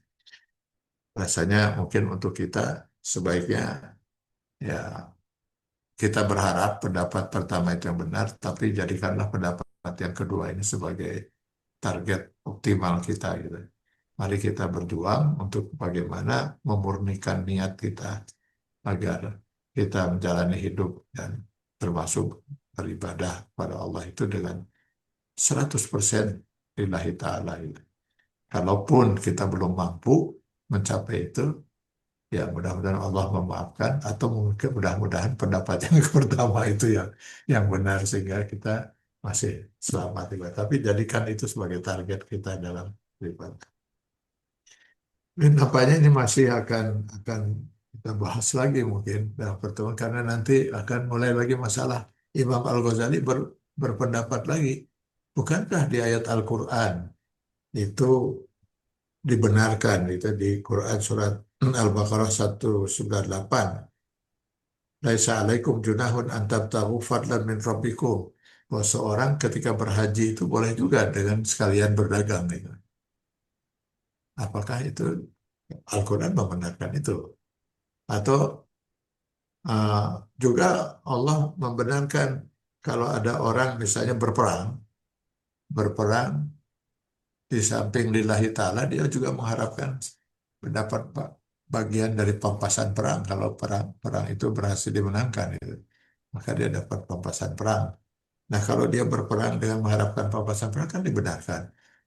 Oleh Al-Quran dibenarkan orang pergi haji sambil berdagang gitu. Nah, itu lagi kemukakan nanti oleh Imam Al-Ghazali dan Imam As-San'ani di kubu yang pertama. Tapi itu akan dijawab lagi bahwa itu bukan ria. Itu adalah niat yang menyertai ibadah. Ibadah hajinya kan yang penting ibadah hajinya ikhlas. Dan tidak terganggu si ibadahnya itu. Dia bukan bagian dari ibadah hajinya. Tapi itu sesuatu yang menyertai ibadah itu. Menyertai ibadahnya. Nah, berdagang tidak tidak masuk dalam unsur niat haji. Dia mungkin niat hajinya lillahi ta'ala. Nah, itu jadi perdebatan lagi. Tapi biarlah nanti bulan depan kita bicarakan itu. Gitu. Sampai di sini kita renungkan saja dulu dua pandangan ini dan mudah-mudahan seperti yang tadi saya harapkan, walaupun kita berharap pendapat pertama yang benar, tapi jadikanlah pendapat yang kedua itu sebagai target kita untuk terus berjuang meluruskan niat kita itu agar jangan sampai amal yang saya cuma bayangkan gini ya Allah. Kalau kalau bahas ini nih ngeri sendiri karena saya merasa belum belum bisa mencapai keikhlasan yang seperti berada di kubu kedua ini ya. Gitu. Ya kadang-kadang ngeri sendiri ya Allah gimana ini hidup kita kalau sampai pendapat yang kedua ini benar gitu ya. Apakah nggak ngeri ketika kita nanti berhadapan dengan Allah Subhanahu Wa Taala lalu kata Allah ya pada waktu sidang itu Allah menyatakan sholat kamu pada hari anu batal, sholat ini pada ini batal, sholat ini batal. Semua yang kamu lakukan sholat kamu selama kamu hidup semuanya. Tidak ada satupun yang saya terima. Saum kamu saya tolak, haji kamu saya tolak. Sia-sialah seluruh hidup kita sekian puluh tahun. Sia-sialah kita bangun tengah malam, tahajud, gitu. Mengorbankan uang, nunggu sampai sampai sekian tahun untuk dapat giliran haji. Berangkat kita haji dengan mengorbankan waktu, tenaga, harta, dan sebagainya. Lalu kata Allah, nol semua itu. Betapa, betapa ngeri kalau sampai terjadi seperti itu, gitu. Dan kata Rasulullah, yang seperti itu adalah yang paling banyak. Rubba qaimin laisa lahu min qiyamihi illal haram, rubba shaimin laisa lahu min siyamihi illal jua'. Terus, alangkah banyaknya orang yang sholat, hasilnya cuma capek. Alangkah banyaknya orang yang sahur, hasilnya cuma sekedar ikut merasakan lapar dan dahaga. Alangkah banyaknya. Artinya Rasulullah yang mengatakan yang betul-betul ikhlas dan diterima ibadah cuma sedikit. Alhamdulillah ini ya Bapak Ibu sekalian, saya sedang menasihati diri saya ini. Mudah-mudahan ini menjadi bahan bahan tazkirah untuk kita. Mari kita terus berjuang untuk memurnikan. Kalaulah ada kekurangan pada ibadah-ibadah kita di yang lalu, mungkin ada unsur-unsur riaknya seperti itu. Marilah kita mohon ampun pada Allah, gitu. Mudah-mudahan Allah mau mengampuni kesalahan kita dan mau menerima amal ibadah kita yang karena kita lakukan karena ketidakngertian atau mungkin karena kekurang mampuan kita. Kita mohonkan ampunan dari Allah, lalu kemudian ke depan, ya marilah kita berjuang agar ibadah yang akan kita lakukan itu betul-betul ikhlas lillahi ta'ala. Semoga Allah memberkahi dan meridai kita sekalian. Billahi taufiq wal hidayah. Assalamualaikum warahmatullahi wabarakatuh. Waalaikumsalam warahmatullahi wabarakatuh. Masya Allah, syukuran jazakallah Ustaz. Materinya sangat menjadi evaluasi ya tentunya untuk kita semua para hadirin tentunya dalam setiap amal ibadah yang kita laksanakan di sepanjang hayat kita begitu Ustaz. Karena ternyata keikhlasan ini merupakan sebuah poin penting dalam setiap ibadah. Karena betul-betul niat kita tidak boleh terganggu. Walaupun tadi hadis yang keterangan yang pertama dan kedua itu mungkin kalau buat saya yang pertama juga berat Ustaz.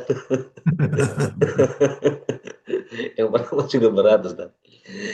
Baik, sebenarnya saya tidak banyak berkata-kata dulu. Di sini saya persilakan kepada para jamaah sekalian, mungkin sudah menyimak tadi ya apa yang telah disampaikan Ustaz. Barangkali jika ada yang ingin ditanyakan, diperdalam, enggak? Silakan para jamaah, kita masih ada waktu beberapa menit ke depan. Prof. Iva, ada yang ditanyakan, Prof? Mangga, sudah open mic. Ya, boleh bertanya sedikit, Pak Ustadz. Mangga, Mangga, Prof. mangga. Tadi kan disampaikan misalnya menambah yang sebetulnya tidak perlu ditambah lama sujud. Sekarang kan di banyak yang di apa di ini yang menyampaikan pada ceramah-ceramah itu misalnya sebanyak-banyaknya di samping yang wajib itu adalah melaksanakan yang sunnah-sunnah ya kita mencoba begitu. Nah, itu bagaimana mengenai yang sunnah itu kan seperti rawatib itu ada yang disebut haru muakkad dan lain-lain. Itu boleh tidak kalau dikerjakan misalnya kita punya waktu begitu? Atau itu harus karena kalau kita lihat memang hadisnya atau itunya apakah itu sahih atau masuk pada jadi kita melakukan itu apakah sebaiknya yang hadis sahih aja atau yang karena ada yang menyampaikan misalnya maudhu atau itu juga itu masih baik kalau dikerjakan katanya. Ya. Kalau hadis tentang sholat sunnah rawatib itu kebanyakan hadisnya sahih. Umumnya hadisnya sahih. Seperti rawatib 2 rakaat sebelum subuh itu sahih itu hadis itu ya. Bahkan Rasulullah SAW dalam hadis itu kalau ada seorang datang ke masjid lalu kebetulan imam sudah mulai sholat sehingga dia tidak sempat lagi sholat qobliyah subuh, ya kan? Nggak boleh kalau dia datang ke masjid imam sudah mulai sholat dia terus sholat sunnah dulu baru ngejar imam gitu.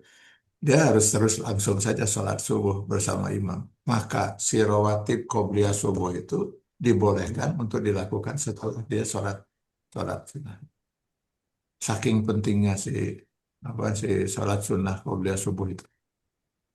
Jadi kalaupun seorang datang ke masjid, nah, imam sudah mulai sholat, dia langsung saja ikut menjadi makmum.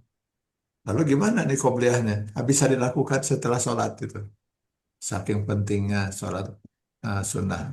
Lalu kemudian yang juga disepakati para ulama, karena ada hadis yang sahih itu, ya sholat sunnah sebelum zuhur dan sholat sunnah setelah zuhur.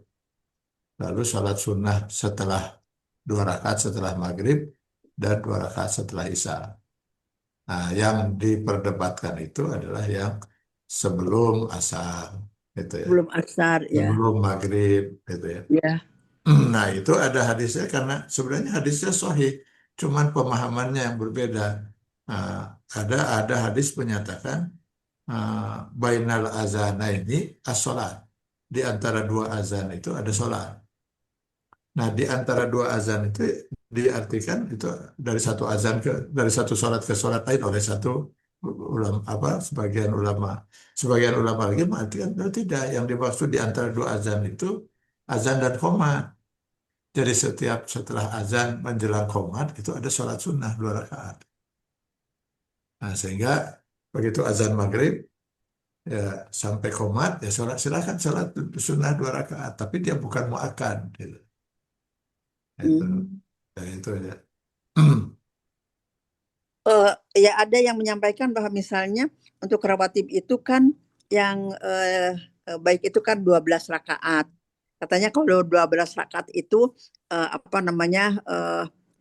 bisa masuk surga begitulah. Tapi kalau yang 14 rakaat yang duhur itu 2 rakaat sebelum 2 rakaat 4 rakaat itu menjadi 14 itu katanya tidak akan disentuh api neraka begitu ya. Nah, itu kan sekarang banyak sekali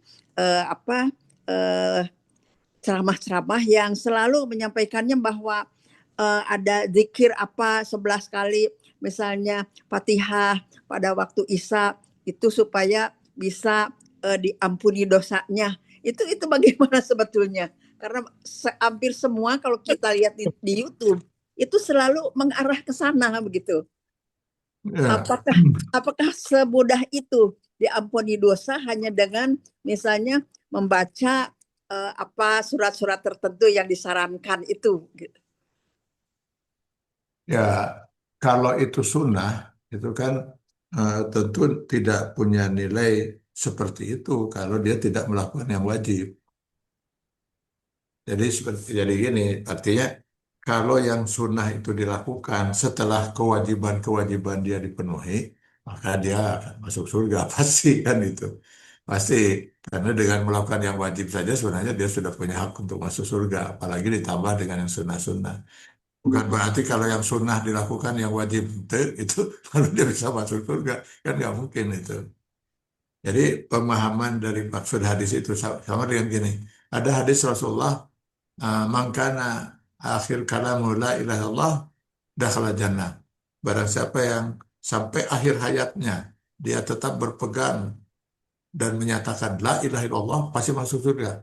Oh, jadi dengan menyatakan la ilaha illallah berarti walaupun dia nggak pernah sholat, nggak pernah saum, nggak pernah haji, belum pernah haji, bahkan dia hidupnya penuh maksiat, tapi dia tetap dengan keyakinan la ilaha illallah pasti masuk surga. Kan tidak begitu maksudnya. Iya betul. La ilaha illallah itu apa artinya? La ilaha illallah diantaranya la ma'budu illallah, tidak ada zat tempat mengabdi kecuali Allah. Berarti orang yang la ilaha illallah itu harus orang yang betul-betul melaksanakan apa yang menjadi kewajiban dia kepada Allah. Kalau dia mengucapkan la ilaha illallah tapi tidak sholat, berarti tidak la ilaha illallah itu. Orang uh, mengucapkan la ilaha illallah tapi tidak mau melaksanakan ibadah saum, ya tidak la ilaha illallah. Jadi pemahaman la ilaha illallahnya yang harus difahami itu, bahwa orang yang membaca la ilaha illallah pasti masuk surga. Ya betul kalau dia memahami, menghayati dan melaksanakan apa yang terkandung dalam kalimat la ilaha illallah. Apa artinya dia mengesahkan Allah dari segi zat? Kalau dia tidak mengesahkan Allah dari segi aturan dan hukum, tidak mengesahkan Allah dari segi ibadah. Jadi la ilaha illallah itu berarti dia mengesahkan Allah dari segi ibadah. Maka dia tidak pernah mengabdikan hidupnya kecuali untuk Allah. Tidak mau melaksanakan aturan kecuali aturan dan hukum Allah. Itu yang pasti masuk surga. Jadi dia harus mengesahkan Allah dari segi zat, dari segi uh, sifat, dan dari segi aturan dan hukumnya. Barulah terjamin masuk. Jadi banyak orang memahaminya hanya secara tekstual gitu kan, tanpa memahami apa maksud dari pernyataan itu. Ya kalau ibadah sholat sunnah itu dilakukan, pasti masuk surga. Ya nggak mungkin dia bisa masuk surga dengan ibadah sunnah. Kan itu hanya ibadah sunnah kalau yang wajib nggak dilaksanakan. Jadi setelah yang wajib dia melakukan banyak ibadah sunnah. Maka orang-orang seperti itu bukan hanya muslim, dalam istilah Al-Quran sudah muhsin. Muhsin itu orang yang tidak puas melakukan yang wajib. Dia memperkaya diri dengan ibadah yang sunnah. Tidak puas meninggalkan yang haram, yang makruh pun dia tinggalkan. Nah Allah lebih suka pada orang yang tingkatnya muhsin seperti itu. Kalau muslim, dia hanya melakukan yang wajib, meninggalkan yang haram. Tapi udah muslim dia. Kalau muhsin, nah dia sudah tidak tidak hanya puas dengan yang wajib, tapi dia memperkaya diri dengan ibadah-ibadah sunnah. Tentu itu lebih dicintai oleh Allah. Wallahu yuhibbul muhsinin. Allah sangat mencintai orang yang muhsin. Terus ada satu lagi pertanyaan Pak Iya, Ustadz, iya, iya. Kenny. Nah, Ini mengenai sekarang itu kan ada kabar-kabar bahwa makanan yang dijual itu ternyata pada pemeriksaan itu ada yang sebetulnya tidak halal. Mereka masih ada mencampurkan misalnya dengan ya babi dan lain-lain.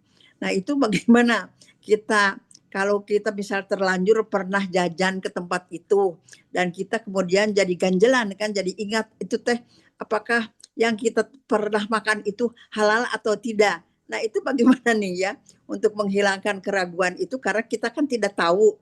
Nah kita bagaimana, apa harus berbuat apa begitu ya?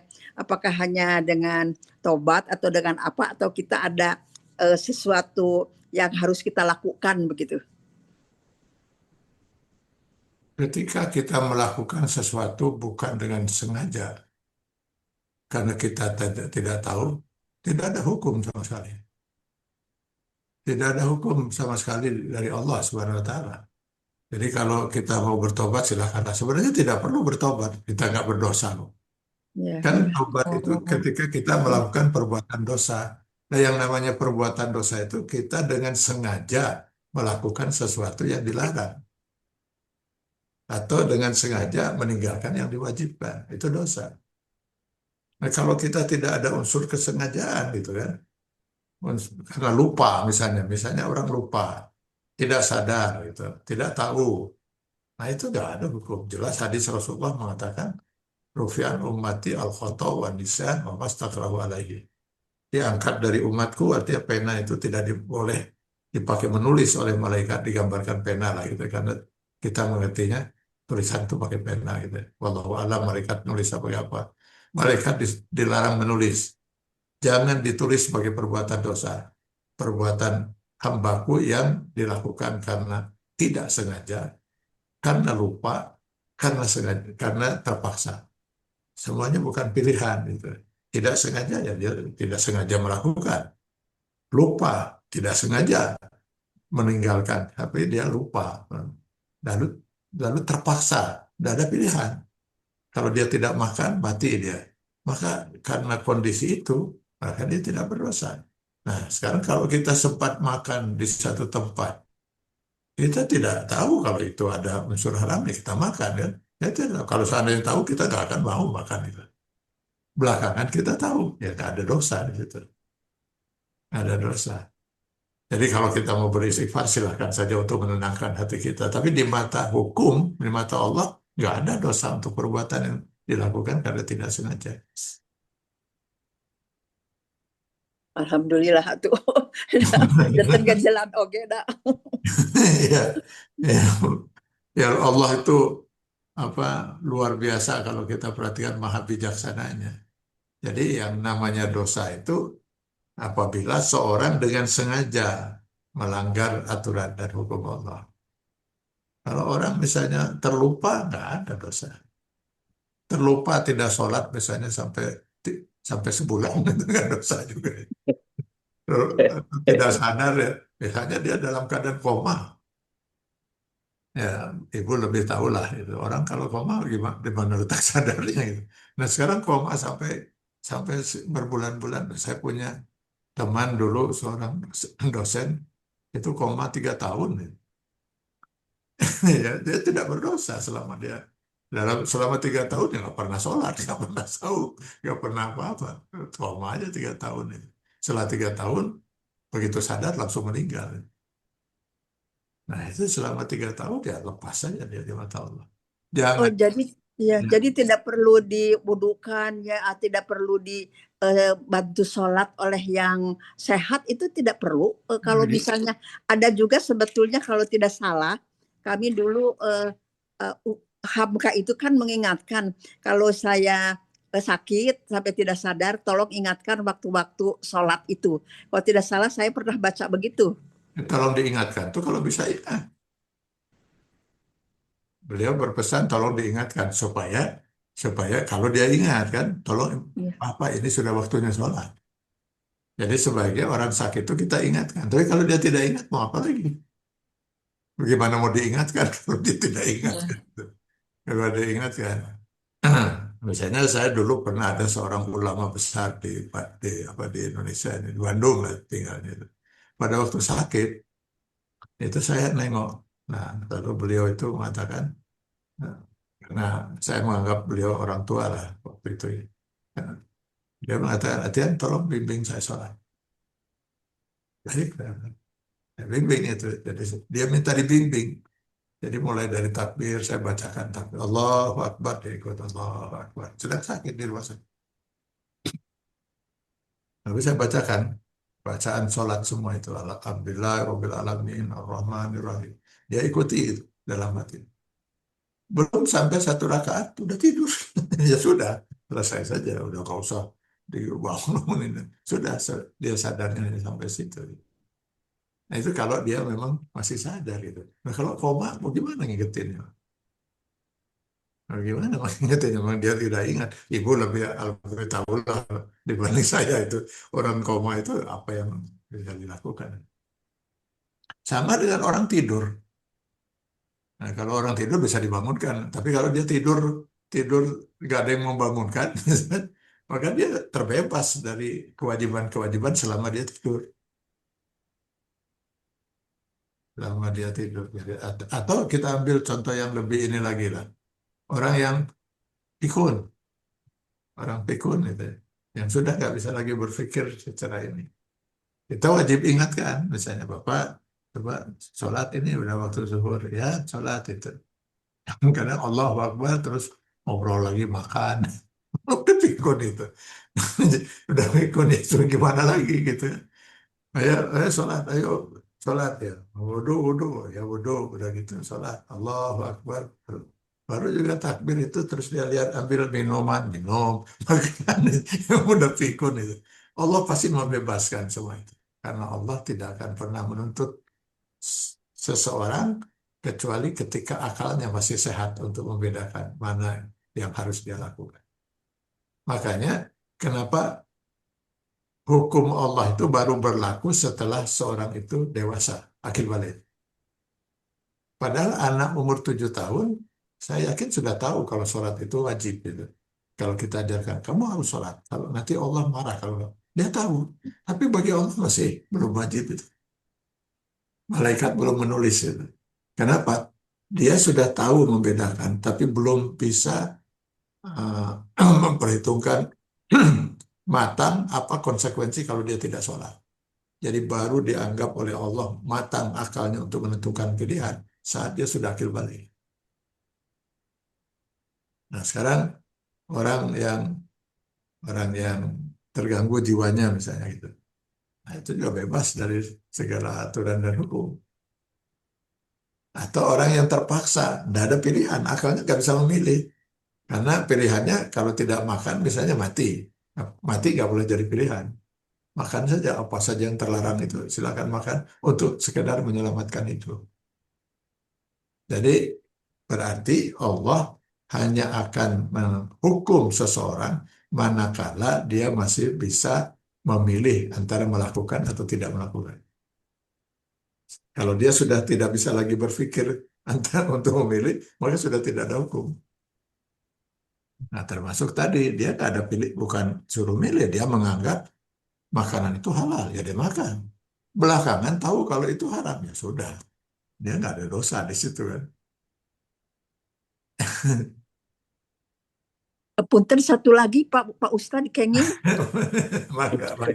Eh, kita itu kan ya namanya kalau sekarang kalau imamnya sering sering lupa begitu, ada yang misalnya yang harusnya 3 rakaat jadi 2 rakaat, yang harusnya 5 atau yang 3 jadi 5 begitu. Kemudian ada bacaan-bacaan misalnya kalau yang sunat mungkin tidak apa-apa. Kadang-kadang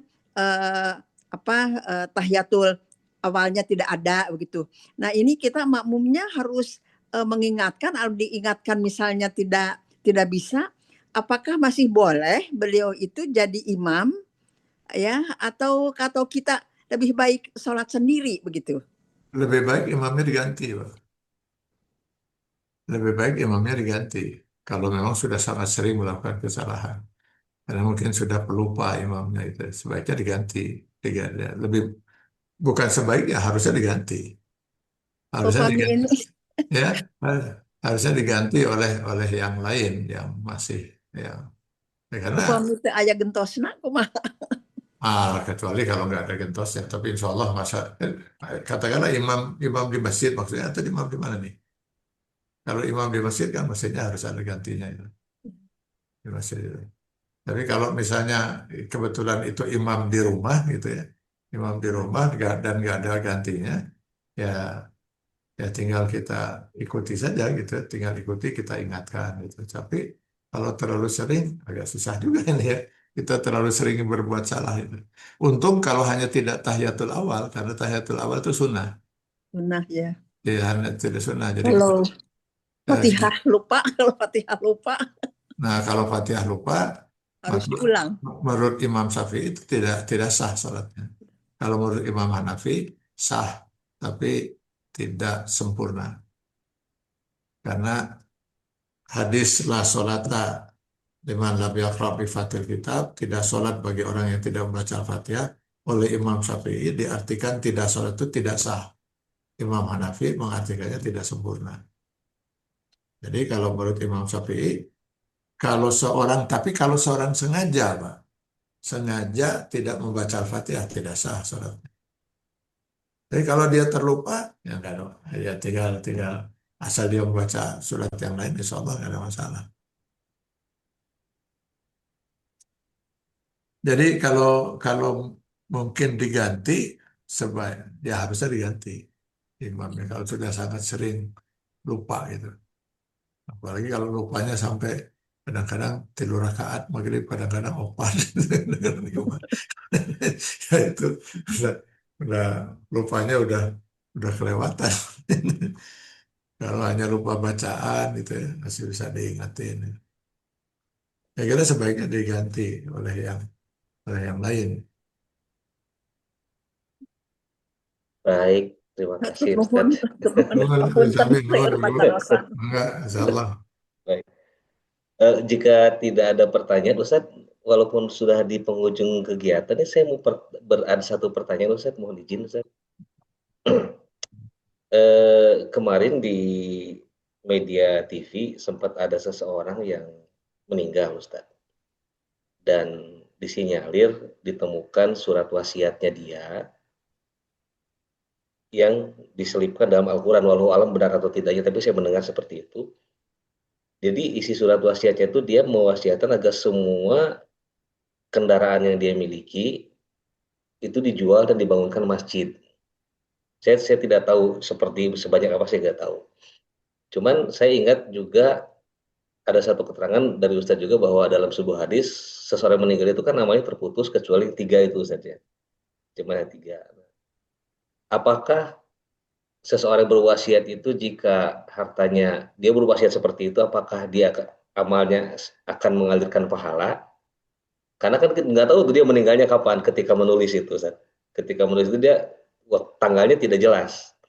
Cuman memang ditemukan setelah meninggal di buku Al-Qur'an ditemukan.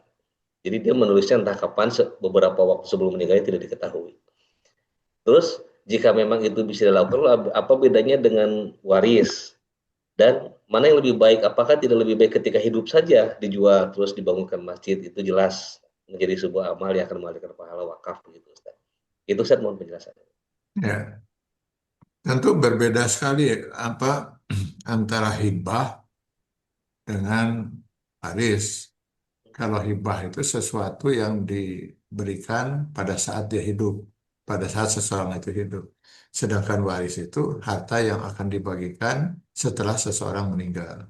Begitu juga dengan wasiat. Wasiat itu adalah sesuatu yang harus dilaksanakan oleh mereka yang hidup, ahli waris, ya ketika yang berwasiat itu sudah meninggal. Jadi baru bisa dilaksanakan wasiat itu ketika seorang sudah meninggal. Jadi memang karena dia berwasiat, maksudnya si mobil-mobil itu selama hidup masih ingin dia pakai gitu. Mungkin itu ya, dia masih ingin memakai mobil-mobilnya itu. Tetapi nanti ketika dia meninggal ingin mobil itu dijual dan kemudian dipakai untuk membangun masjid misalkan. Itu wasiat. Itu ya harus dilaksanakan oleh oleh ahli waris wasiat itu selama wasiatnya itu barang yang diwasiatkan itu jumlahnya tidak melebihi sepertiga harta peninggalan. Hmm. Jadi jadi wasiat itu tidak boleh lebih dari sepertiga harta harta peninggalannya, harta harta harta peninggalan almarhum. Misalnya harta peninggalan almarhum itu 10 rupiah gitu ya. Maka si wasiat itu tidak boleh lebih dari 3 rupiah atau kalau 4 rupiah sudah harus harus digagalkan wasiat itu. Jadi dikembalikan kepada 3 rupiah. Jadi kembalikan sepertiga. Jadi kalau lebih dari sepertiga tetap harus diberlakukan sepertiga. Kata Rasulullah dalam hadis, seperempat saja sudah banyak, apalagi sepertiga gitu. Kenapa? Ya supaya jangan sampai nanti ahli waris kehabisan warisan. Kalau lebih dari sepertiga itu. Jadi cukuplah ahli waris itu sudah cukup 2/3 itu. Nanti kalau bisa saja orang berwasiat kemudian seluruh hartanya ahli waris gak kebagian apa-apa gitu. Nah, kenapa dibuka wasiat? Dibuka wasiat itu bukan hanya untuk hal yang tadi baik itu. Bisa saja wasiat misalnya karena dia punya anak angkat. Nah, anak angkat kan tidak punya hak waris. Lalu dia ingin ketika nanti meninggal dunia anak angkat ini ya jangan sampai terbengkalai gitu. Maka dibukalah wasiat gitu ya. Atau dia ingin berwasiat kepada saudaranya yang tidak mungkin dapat waris karena ada anak laki-laki, atau berwasiat tadi untuk kebaikan bangun masjid atau apalah amal boleh, tapi tidak boleh lebih sepertiga. Si ahli waris harus melaksanakan itu. Jadi ahli waris itu ketika ya seorang meninggal dunia, orang tuanya misalnya meninggal dunia, meninggalkan tirkah itu harta peninggalan. Yang meninggalkan harta peninggalan, nggak boleh langsung dibagi itu, harus dilihat dulu. Jadi biaya waktu pengobatan misalnya sebelum almarhum meninggal itu bisa diambil dari sana gitu kalau sempat ditutup dulu oleh dari biaya lain, atau kemudian biaya penguburan, atau kemudian dia punya utang keluarkan dulu, bayar dulu utang-utangnya. Ya misalnya ada utang, makanya sering keluarganya bertanya gitu ya, tolong kalau almarhum punya utang yang kami nggak tahu, tolong kami diberitahu. Nah itu untuk dibayar, jangan sampai dia sebenarnya bisa membayar hutang itu, tapi oleh ahli waris nggak dibayarkan, kesian sekali gitu ya. Padahal dia bisa. Jadi bayarkan dulu utangnya, keluarkan utangnya. Lalu kemudian ada wasiat, ada berapa wasiatnya sekian, lebih dari sepertiga, tidak ya keluarga, lebih ya tetapkan sepertiga. Terus kemudian setelah itu, sudahkah uang ini dikeluarkan zakatnya? Belum, belum sempat dikeluarkan. Keluarkan zakatnya 2,5%. Setelah semua bersih, nggak ada yang sangkut paut lagi, wasiat sudah dikeluarkan, utang sudah dibayarkan dan sebagainya, maka itulah yang disebut harta waris. Baru diwarisi oleh ahli waris. Ya, sekira itu. Jadi kalau Masya memang Allah. betul ada wasiat itu, entah kapan, ya, yang namanya wasiat terserah saja. Mau ditulis tanggal entah berapa tahun yang lalu, nggak ada masalah. Memang wasiat itu baru akan dilaksanakan setelah meninggal. Mau dia tulis sehari sebelum meninggal, 10 tahun sebelum meninggal, nggak ada masalah. Karena memang pelaksanaannya nanti baru dilaksanakan ketika seorang sudah meninggal. Itu kalau wasiat. Baik, Alhamdulillah. Satu Ustaz penjelasannya dan terima kasih atas ilmu yang disampaikan pada malam hari ini. Kun pisan Ustaz Jazakallahu khairan.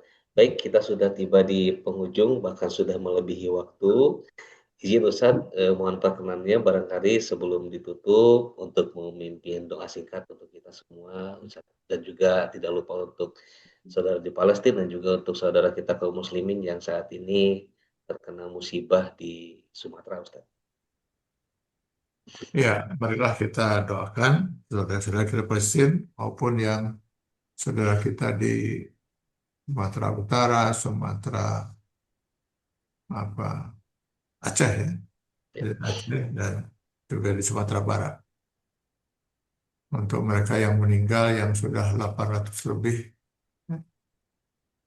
ya mudah-mudahan Allah mengampuni kalau ada kesalahan mereka dan Allah menerima seluruh amal mereka dan mudah-mudahan Allah sudah tempatkan mereka di tempat yang mulia di alam. amin. Ya Allah. Karena insya Allah mereka adalah orang-orang yang terzalimi. Dan Allah dekat, janji Allah dekat dengan orang-orang yang mazlum, yang terperik. Sementara mereka yang hilang belum ditemukan, mudah-mudahan ada dalam lindungan Allah, mudah-mudahan mereka selamat.